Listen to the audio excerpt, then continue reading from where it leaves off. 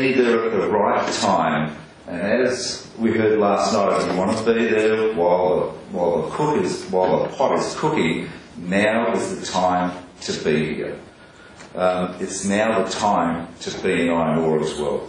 China's grown has urbanised 300 million people in the last 10 years. They're going to urbanise another 300 to 350 million people over the next 10 to 15 years. That's building the United States again in the next 10 to 15 years. The desire for China to control 50% of its iron ore going forward, those fundamentals still exist. The growth of iron ore will continue. Whether China GDP continues at 10%, it's not expected. It will come down to 7% of an ever-increasing base.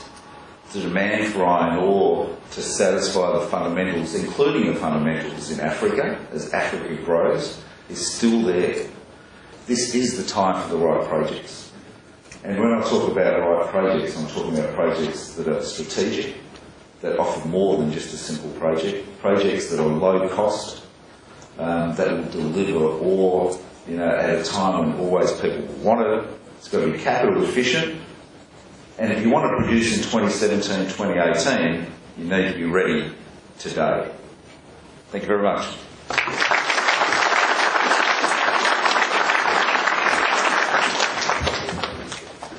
Thanks, Julio.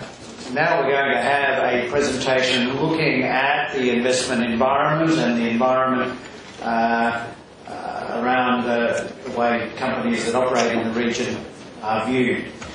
Christoph Assolino is a partner in Shearman and Sterling LLP, a major international law firm, and Christoph is in charge of the Africa practice. He's qualified in both France and Australia and has had more than 25 years of experience acting for mining companies or lenders in dozens of projects in Africa, but also in Australia, Asia and South America.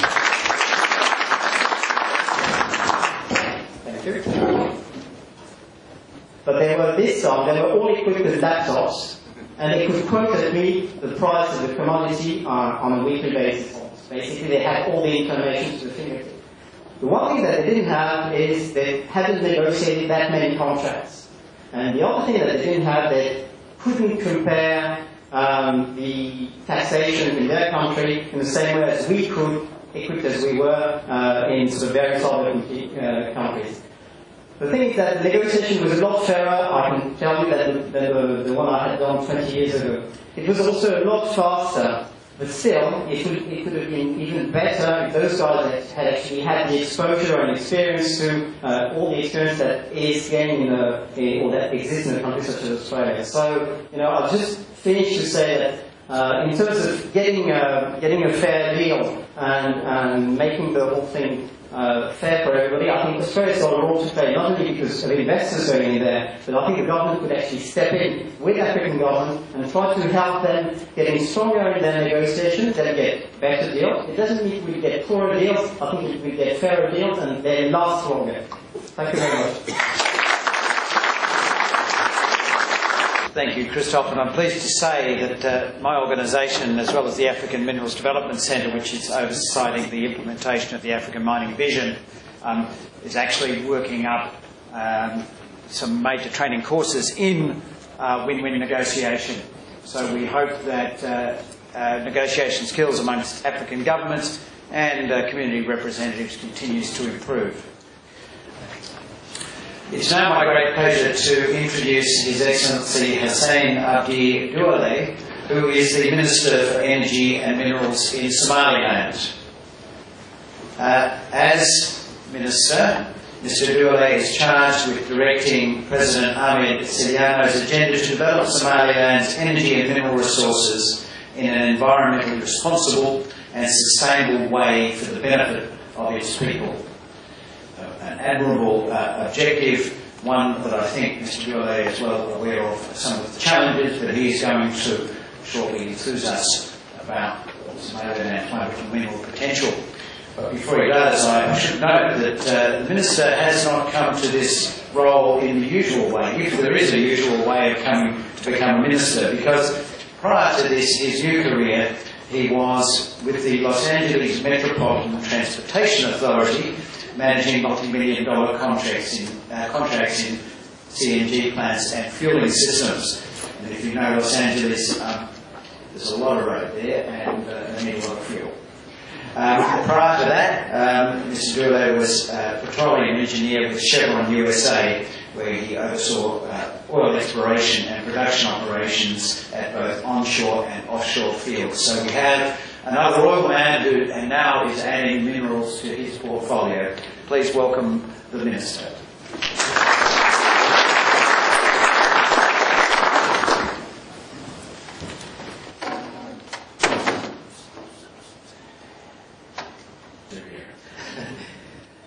It's a great pleasure to be at this wonderful conference.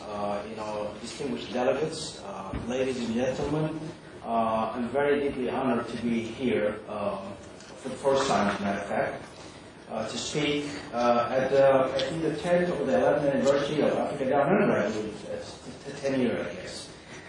We are very thankful for Bill Rippert and his team in Beirut to invite us here.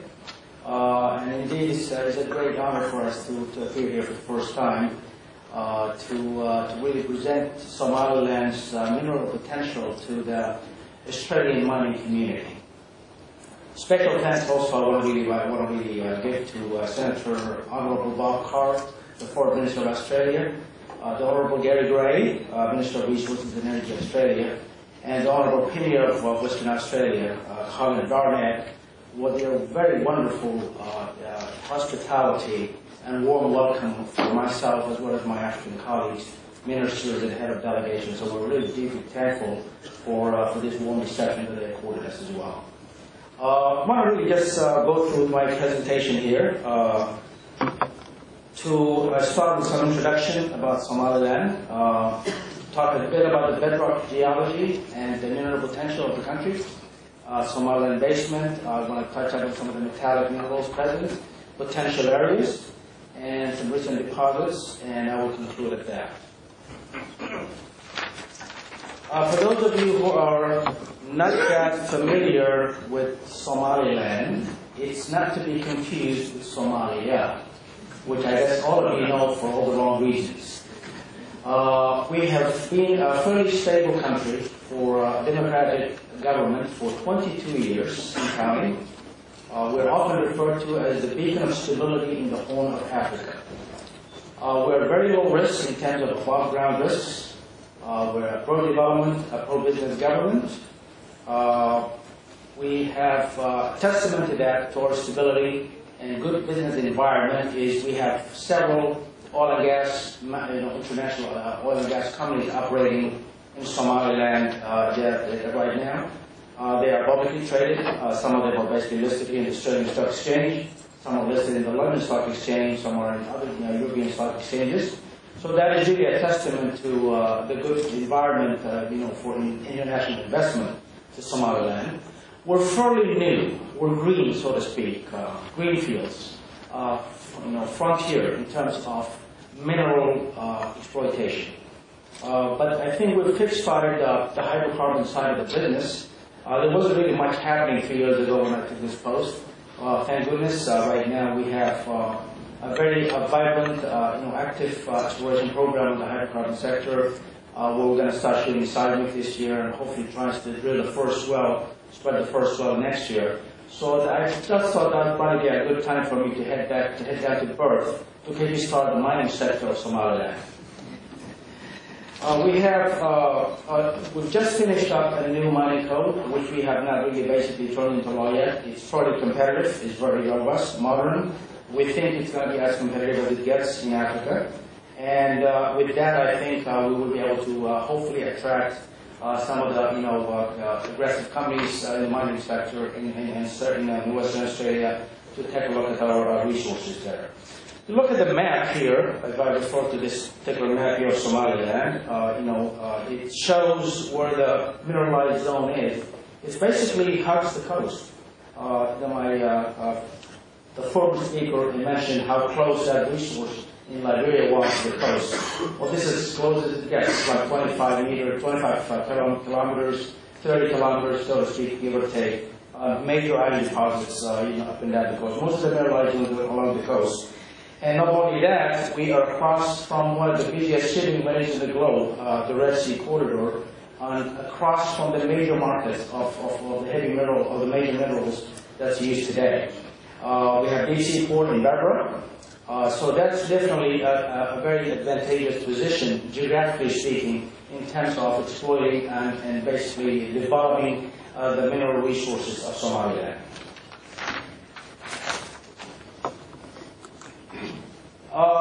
Geological environment in our country indications are that are very favorable for discovery and development of several types of metallic minerals.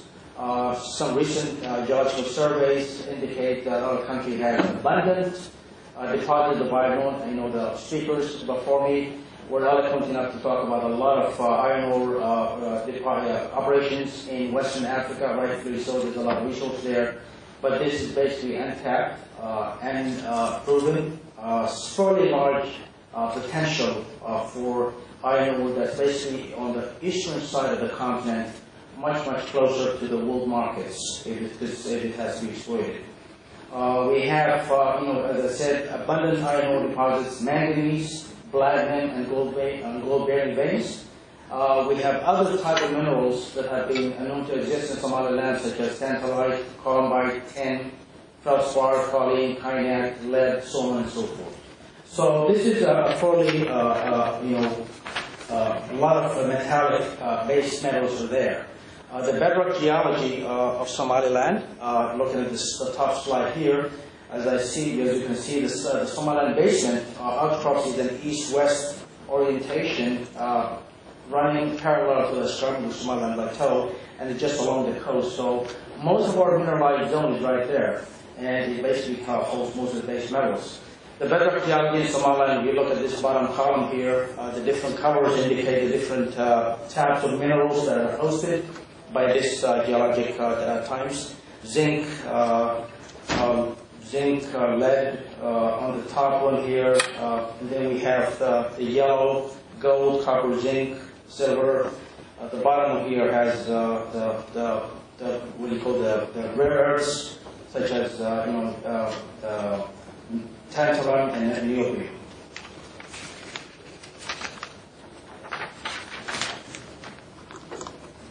Somaliland basement consists of high-grade Proterozoic metamorphics, pegmatites, and granitoids, which is considered to be the northeastern branch of the Mozambique belt.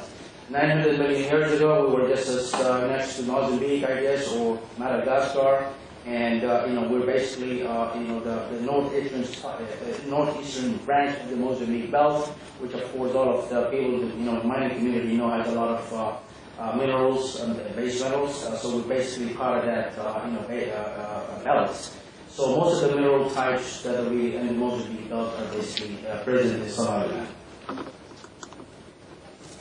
This slide shows the metallic minerals that are present. They are colored over here. The orange bands host gold, copper, zinc series. There's tertiary rocks that has appreciated metals, so as I said, it's gold and silver. The carbonates here, which are the green belts, they host zinc, lead, and you have silver deposits like in that of Yemen. And then, this, again, back to the orange bands here, they are basically equivalent in age to the Red Sea Hill, rocks in Egypt, Sudan, Eritrea, and Ethiopia, which all of you know have a lot of gold exploitation. More metals, metallic minerals that are present include tin, tungsten, molybdenum, similar to those through the Red Sea area. And again, the rare earths are fairly abundant based on analyses and anomalies that have been found. Tantalum, columbite deposits freely basically across the mineralized area are basically known to be present. This is just a shot of columbite veins in some of the areas, the pegmatite areas that has plenty of these carbonate veins up and down the mineralized areas.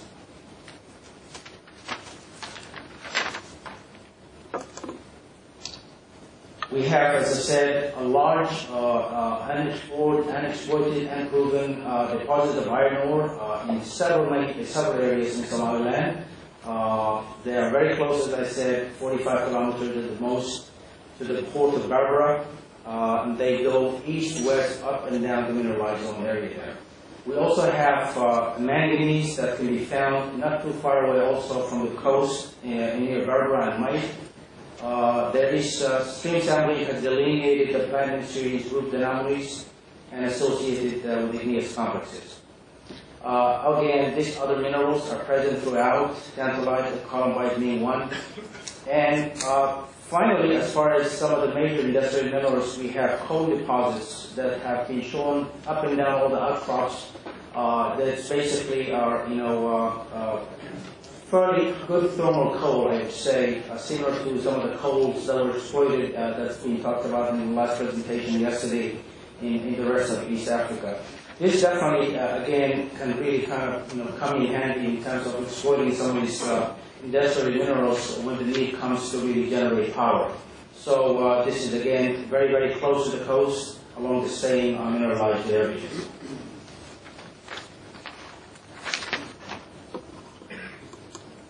This is just a shot of manganese hosting sediments, very, very close to the coast, high concentrations, and this is basically like 20 to 25 kilometers from the port area of Berbera.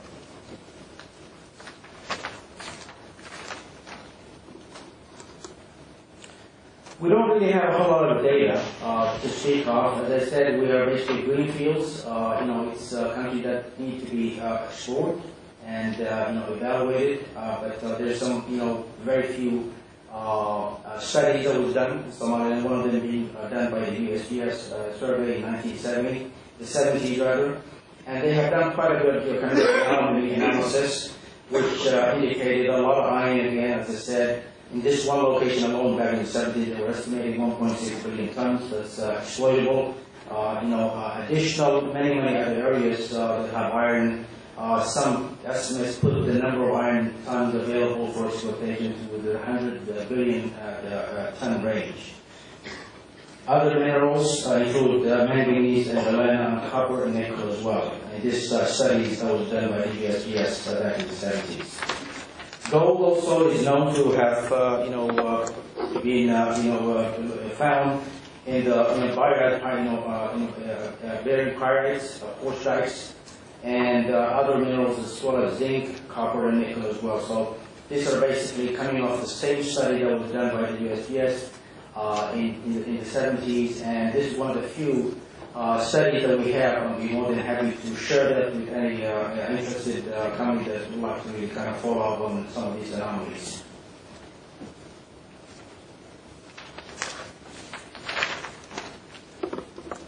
In addition to the basement, we have heavy mineral sands that are really fairly abundant and extensive up and down the coast. This recent geological fieldwork that was done on this Somaliland coast confirms the presence of high concentration of titanium and iron-bearing mineral sands. And some of the analysis that was done on these indicated ilmenite, rutile, titanite, and titaniferous magnetite due to XRD and SEM analysis. These are basically fairly easy to exploit. They're just basically sitting on the coast, and with very, very little investment, we've had actually one of the few interested, companies that we really came to really look at this, was very, very encouraged and indicated that they're willing to really invest and really start exploiting it right away. In 2 years' time, they say that we're able to be in production.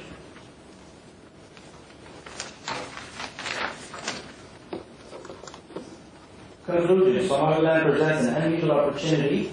This is really a place that I said is fairly unexplored. It's off the beaten path. It is definitely not the proven reserves that are basically being exploited in West Africa. This is definitely an area that we feel have a significant amount of resources to be discovered. It's for those who are really willing to come in with balanced risk analysis and who wants to come in the ground floor for a country that's just about to start its mining industry. So this is just a great opportunity for the juniors and the companies that are really willing to take some balanced risk. Risk geology surveys, as I said, indicate a significant amount of iron ore, manganese, and platinum, and all the base metals that I really mentioned are all there. The coastline again has high concentration of titanium and iron-bearing mineral sands that can easily be exploited. We have a lot of investments, and then of course we've talked about the number of these rare earth metals really widely available in the Somaliland mineral zone. So I want to really basically invite the Australian mining companies that are really basically active in Africa.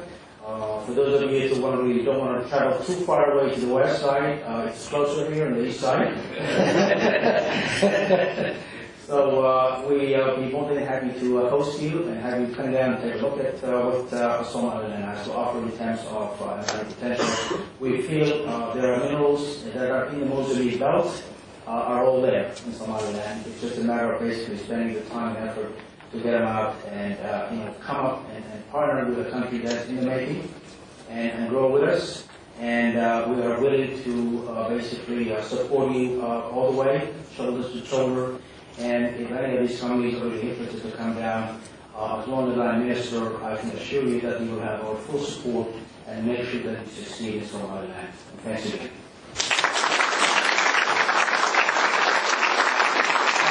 I have some flyers with my assistants here. For those of you who want to pick up a flyer with our contact information and a summary of what we have offered here, be more than happy to talk to any one of you guys after the session concludes. Thanks again.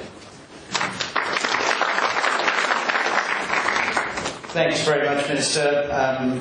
We are now much better informed, and if we pick up one of your flyers and then make contact afterwards, I'm sure we'll get a lot more information.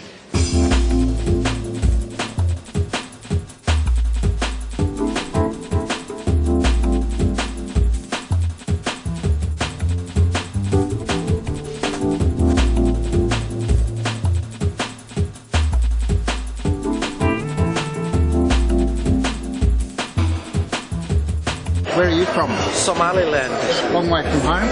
Yeah, Somaliland.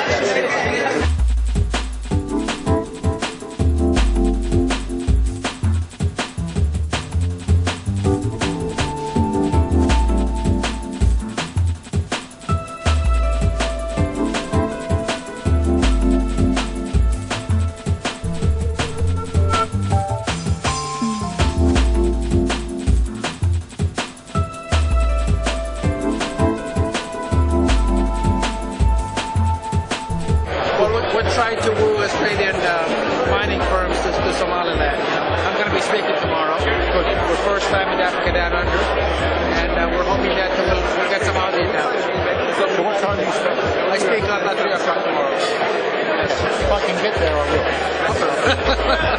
It's first time coming in, so we're the new kid on the block. So what kind of mineralizations do you have? Part of the Mozambique belt.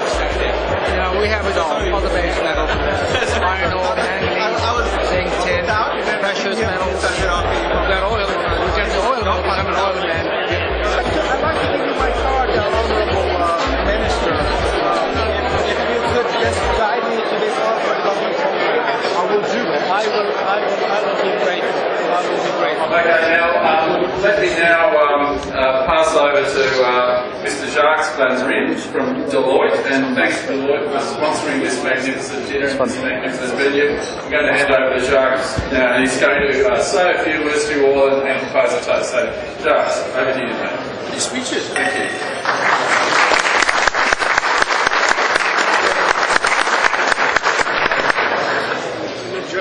Thank you. Honourable Gary Gray, Minister for Resources, Energy and Tourism, the Honourable Colin Barnett, Premier, Honourable Foreign Ministers, foreign delegates, ladies and gentlemen. It's again a great pleasure for Deloitte to be associated firstly with this great evening, but also with Africa Down Under. and it's fantastic to see so many people that have travelled from Africa to be here for the next 3 days. This is our 4th year that we've been sponsoring this event, and we believe that our commitment to Africa, the relationship with Australia, is an important part of the continued growth of the mining and the oil and gas sector in future, and specifically the relationship between Africa and Australia. So thank you to Bill and the team for allowing us to be part of this great event, and again for sponsoring this evening. I again have the privilege this evening to introduce and welcome the foreign ministers. So if you'll allow me to just acknowledge them. Firstly, I'd like to welcome the Minister of Energy and Minerals for Somaliland, the Honourable Hussein Abdi Dualeh. Then the Minister of Geology and Mining for Angola, the Honourable Manuel Francisco Quiros. The Minister of Mines for Gabon, the Honourable Regis Imangold. The Minister for Mineral Resources South Africa, the Honourable Susan Shabango. The Minister of Minerals, Energy and Water Resources, the Honourable Nkokama Kitsu Mukaila. Ministry of Mines and Steel Development for Nigeria, Honourable Og Musa Muhammad Sada. The Minister for Foreign Affairs and Tourism for Zambia, the Honourable Christopher Galuma. The Minister of State in charge of mining for Rwanda, the Honourable Ivore Imina. Then I'd also like to especially mention the former Botswana President, the Honourable Festus Mogae, and then the heads of delegation from the following countries: Burkina Faso, Mozambique, Niger, Tanzania, Mozambique, Ghana, Mauritania, Guinea, and also all the African and Australian heads of missions present and honourable guests. I'd like to now ask us to please propose a toast, but I'd like to propose a toast to the Honourable Foreign Ministers and the delegations. So could we please raise our glasses to the Ministers? Thank you. Cheers. Thank you, ladies and gentlemen.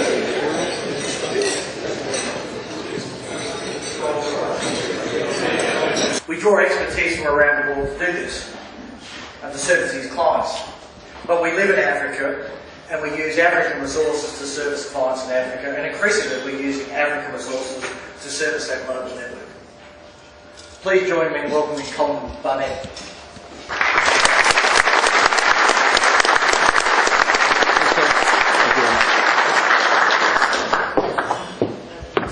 Thank you, John, for that welcome. And may I in turn welcome all of our guests from Africa, ministerial level, heads of delegations, all of you. And I'm so delighted to welcome you to Perth and to Western Australia. West Australia is 1/3, the western third of continental Australia. It has a large geographic area. There are in fact only 8 countries in the world larger than Western Australia. We're equivalent to about 1/12 of the size of the African continent, and yet we only have 2.4 million people. So a small population, heavily concentrated in Perth, remoteness, long distance, travel cost, travel time, many features, I guess, that nations within Africa would identify with. Exploration is by its nature high risk, whether it be in Australia or in an African state. And there are difficulties of isolation, distance, topography, social issues and the like. But there must be a clear, legally backed and credible system of progressing from exploration through to a mine. In this state we have a mining tenement system which has been built up over the years, which has that credibility, again, sometimes disputes, but very rarely now. From prospecting licences to exploration licences to retention licences to preserve access to the deposit and ultimately to a mining licence. Developing and maintaining that system of accounting for mining and who's got rights to what is not easy, it's expensive, it's complex, but it is essential. And I'd urge countries again to give attention to that. For companies, security is important. Mining is anywhere there's a high risk business and an expensive business. Very hard to develop a low cost mine. So companies must get the security. The title system is essential to that. Consistency of a well-established, well-crafted mining law. Consistency of that law from changes of government, which happen from time to time, is critical. And that's, reducing sovereign risk and getting certainty. Equally, as companies, hopefully if they find a mineral resource and want to progress it through to production, need the security of the titles they might hold, but also need a security and a predictability of the process. The process for approving and agreeing to a mining development has to have, if not timelines, but a defined process. And again, that is not something unique to a developing nation. When the government I lead came into power in 2008, there were 19,000 mining applications in the overall approval system. We've got that down to 5,000, which is maybe about normal but it takes effort to administer that, to keep it credible, to avoid disputes, to get it online, to have tracking systems online. All of that has been developed at a government level in conjunction with the growth of the industry. One particular issue, and I know we've had our issues in the past in this area, and I know in many African nations, sometimes projects have been developed, and mainly by international business or international governments, and the host nation has sat back and at the end of the day said, we didn't get much out of that. And some ministers have made comments to me over the last 2 days about projects that have not fulfilled the ambition, have not delivered revenues or prosperity or what was anticipated. The one thing that none of us can do is give away a mineral or hydrocarbon for no price. We should never ever do that. That has happened in our respective histories. It should never ever happen. And to the mining industry that might be thinking aghast, it is in your interest, it is in your longer-term interest that the host nation derives a fair return for the minerals and the petroleum resources owned by that nation. And there is confusion around that issue, and there is confusion in Australia around that issue. And I'd simply make this little dichotomy. You must always sell the mineral. Sometimes when you collect a royalty, as the state government does here, and we collect $4.2 billion a year, so it's not bad. When you collect a royalty, the industry will often describe that as a tax. It is not a tax. It is the price you pay to acquire a publicly owned, government-owned natural resource. And I would urge all of you, I know there is an attraction to profit-based taxes and the like. The economic theory is full of that. But I'm an economist, but I urge you to be cautious. Make sure that your pricing regime has a royalty, and it should be a royalty that picks up not only the volume of the material, but the price. So no good having, $10 per tonne. It's got to be an ad valorem royalty that picks up production and picks up the benefit of a rising price. That is the system we have in Western Australia, and it does work well, and it guarantees that not a grain of mineral or a molecule of hydrocarbon goes out without the company or the ultimate customer paying for it. Profits taxes, big intellectual debate about that in Australia, and I understand, and there's a logic to it. But you've got to be absolutely sure that you've got a really tight taxation system. And for a developing nation, you may not have yet a sophisticated and tight taxation system. It may be possible to shift profits around from locations, and if a company makes no profit or even makes a loss, why should it get its minerals for free? It should pay for that as it pays for everything else. So if you go down the path of profits taxation, I would suggest that is something that comes after the basic royalty, however that structure is paid. As a West Australian government, it has been put to me over the years by many people in the mining industry that Africa could be a threat to us. Africa has such large mineral reserves, and Africa could grow up and develop those, and they would reduce our market share. I don't, and I think probably many people at this conference don't agree with that. The development of the African mining industry is not a threat to Australia, and it's not a threat to Western Australia. And indeed, the fact that so many West Australian companies are involved in projects in Africa shows that we benefit by the growth of your mining industry. As a Premier, and in conjunction with the Australian Government, We support the work that has been done through scholarships, and I'm sure Gary will make mention of that as well. And also make the offer. The West Australian Government is prepared to send some of our most experienced and best officials in mining, if you wish, to go to your country, to discuss some of the issues I've been talked about, to give you advice, to give you an account of our experiences as a mature, highly developed mining economy, should you wish to use that. And we do it for self-interest, because we want Australian business to be part of your development, but we also want to see Africa and its 54 nations, and particularly the ones represented here today, to develop, to be able to improve the living conditions of their people, and to develop, like us, a mining industry that can be a bedrock and a great substance and growth for their economy. And I assure you that the West Australian Government, the West Australian mining industry, and indeed for Australia as a whole, supports what you do, and we quite genuinely offer our assistance with any qualifications or anything in return. We just want to see you prosper, because as you grow and prosper, we will also benefit. Thank you very much.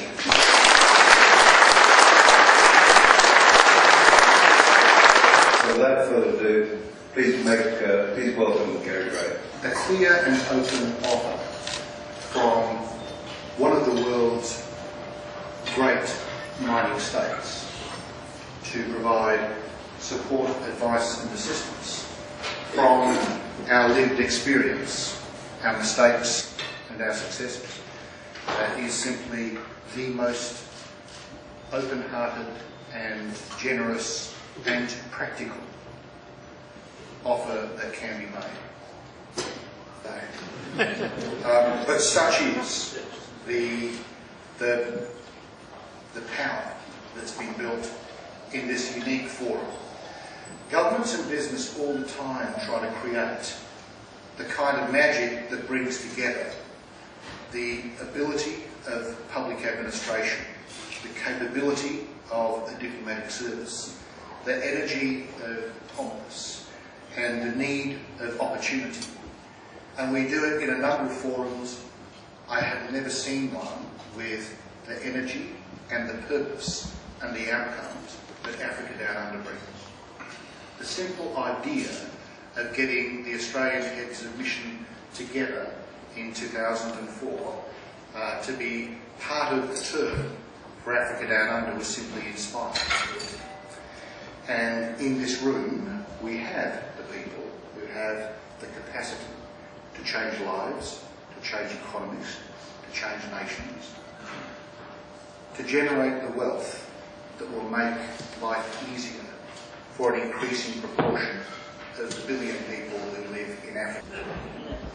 If I can just ask the various mining ministers that we have in the room to just come and stand up here. It's an extraordinary array of ministers, resources ministers, ministers with the opportunity and the capability to change lives, to generate wealth, to manage their economies and their mining opportunities in ways that will make all of us in this room proud. Bill, I thank you for the opportunity to speak. I thank you all for your gracious generosity in being with us in Perth again. I know that you will be here next year and the year after that, because Africa Down Under has become not simply a circle on a calendar around a date that we must all attend, but it's actually where we do business and we do good, and we do it pretty well. And Bill, I thank you for that. Thank you very much.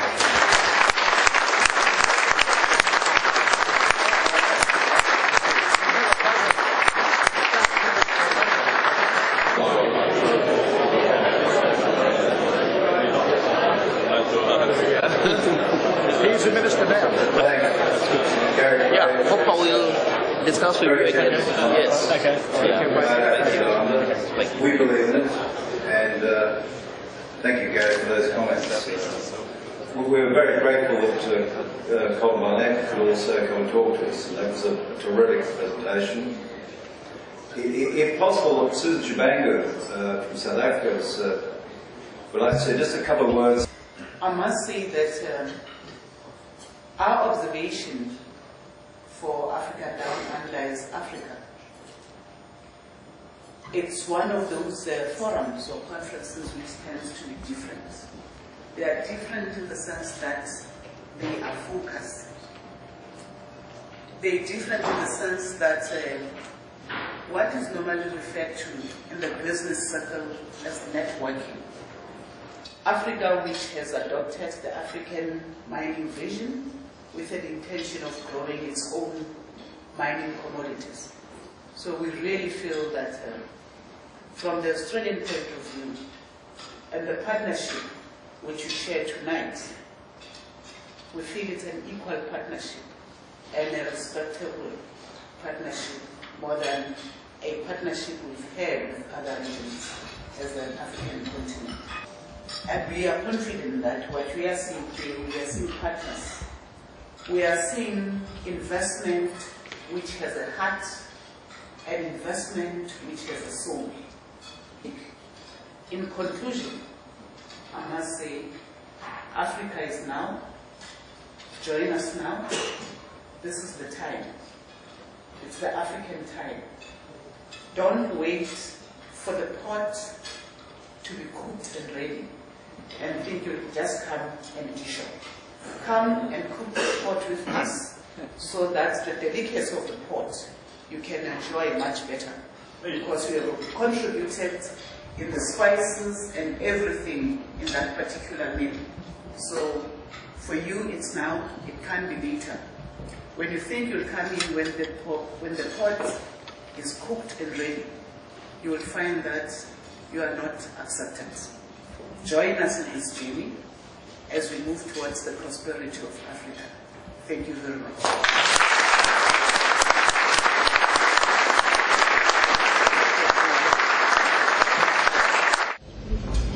So without further ado, I would like to invite the Chairman of African Professionals of Australia, my mentor and now a very personal friend, Tommy Olebe.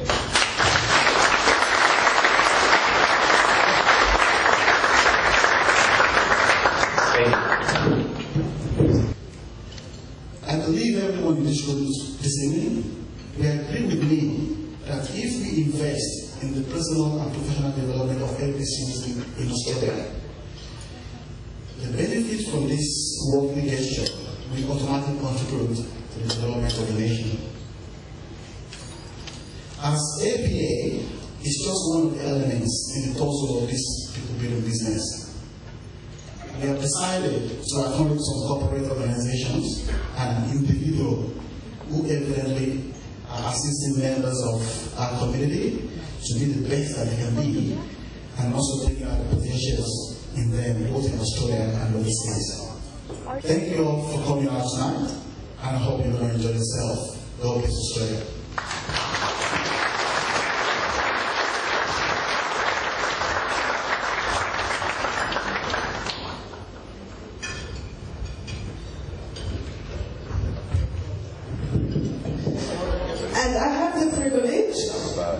Of introducing to the stage Dr. Mike Mahan. Please welcome to the stage Mike Mahan.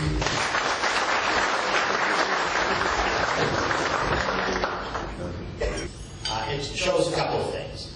First, Africa is on the move, particularly mining and energy, and Perth, Western Australia, is moving along with it. And that provides a lot of challenges and opportunity for African professionals in Western Australia. I probably have been a bit impetuous in what I say. I just met His Excellency, and very interesting. And if I had time, and if I wasn't so pushy, I would ask him to come up and talk. But he is I just met him here, he's a guest. And he shows the importance of migrants back to countries. His Excellency went, he's from Yemen originally, and Somaliland. He went and studied petroleum engineering in the US, and then worked for 30 years with Chevron and other oil companies. He now is the Energy and Mineral Minister of Somaliland, coming back. And that's what can happen, and that's what should happen, particularly with countries that have low skill bases in terms of human capital. People who have migrated to countries such as Australia from Africa can provide, when Africa is ready, the human capital and skill base to develop Africa. Thank you very much. Thank you very much, Doctor. I can't help myself, but I have to say this before we go for dinner. Any catch of thoughts for that speech? There's something really profound that Tommy stands for that the doctor mentioned. I don't know if some of the Africans in the room got that. Bismillah ar-Rahman ar-Rahim. Maanta oo taariikhdu ay tahay 31 August waxaa halkan nooga dhamaaday booqashadii aan ku joogay dalka Australia, Western Australia, magaalada Perth, oo aan u imi shir caalami ah oo ku saabsan macaadinta oo la yiraahdo Africa Downunder, oo ay ka soo qayb galeen wasiiro badan oo Afrika ka timi oo dhigayaa iyo wasiirada ka socota dawladda federaalka Australia oo ugu horeeyay oo furitaanka shirka ugu horeeyay wasiirka khaarijiga markii dambana aanu kulanay wasiirka khayraadka ee Australia iyo primaryka ama premierka muxuu stateka Western Australia la yiraahdo xukuumadda magaalada Perth ee shirka ka dhacay caawadan oo ugu dambeysay aanu la fadhinay wasiirka macaadinta ee muxuu stateka Western Australia. runtii shirkaas aanu u nimi halkan muhiimadii aanu kala hayn si fiican ayay noogu dhamaatay muxuu ahaa khayraadka dalka Somaliland oo aan cidi runtii war u hayn sharaa'iga caalamiga ee Australia macaadinta ku imugtay ku takhasusana aan wax macluumaad ka hayn waxaanu fursad aan u helay inaanu 2,000 oo ka soo qayb gale oo shirka yimi ay macluumaad ka heleen maanta ay hayaan oo ay ka warqabaan dalkeena wixii khayraad ku jira qaar badanna insha Allah ay magaraysa ay u hayqal taageen in ay follow up ku sameeyaan oo arkaan oo moogtay yani ay dalkeena insha Allah ay noqoto dalalka kamida dalalka ay jecel yihiin inay moogtay wax ka qabtaan. marka runtii aad iyo aad baan magaraysa shirkaasi uu si guul ah noogu dhamaaday halkan maanta waxaan ka boqoleeyaa maanta dadka ka boqoleeyaa oo Duugan waxaya shir dheeraad shir kala ku yeelanaya waxaan ku soo gabagabeynayaa hadalkaygan mahad aad iyo aad u ballaaran inaan u celiyo hawlwadeenadii halkan aad iyo aad hawsha ila waday oo hormood ka ahaa Maxamed Hussein Sharmaarke iyo Xasan Maxamed Halac oo really horay waqtigooda qaaliga ah xaasaskoodii caruurtoodii muddo weeyga arrintan naga la shaqeynayay una suurtageliyay in shirkaas si guul ah oo dalka Somaliland dowladda Somaliland ugu dhamaado aad iyo aad baan mahadsantahay.